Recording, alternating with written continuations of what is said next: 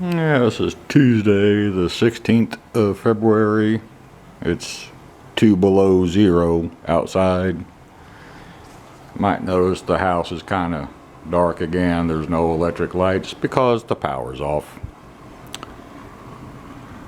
This is northeast Texas, and the powers that be got the fireplace wide open, gas fireplace. Powers that be are saying that it's not because the windmills are frozen and can't turn. Oh no, it's not that. Well, I'm calling absolute bullshit on that. Now don't piss on my leg and tell me it's raining. Back to the Coleman stove in the kitchen. Fortunately, we've got gas hot water.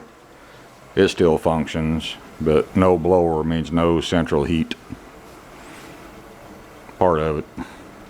But anyway, back to these damn windmills. They provide up to 46% of our power grid needs. The wind ain't blowing. Windmills out of balance because ice on the blades, so they take them out of service. We just lost 46% of our power generation capabilities because coal bad, can't have coal. The gas turbine power plants, they're going offline because the flow is so high, they're freezing up the natural gas lines, which is just total bullshit too. We've got idle coal power plants that people will freeze to death before they allow those things to come back online to give us the power we need. Not to even touch on the thousands upon thousands of frozen water lines and burst water lines that people are going to be dealing with because they can't heat their homes because, God forbid, we burn coal.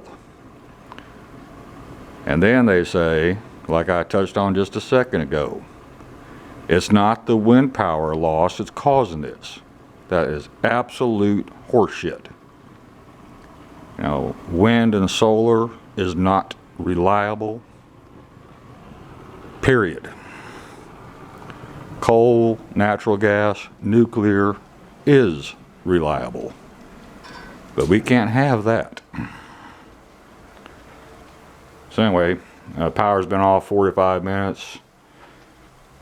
House is at 60 degrees and dropping. What I'm trying to do today is keep the water lines from freezing up in the house. I hope I can do it. Later on today, I have to go back up to the factory. The roads are an absolute mess.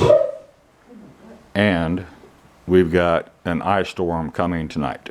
It's supposed to drop a half inch of ice. That's all for this one.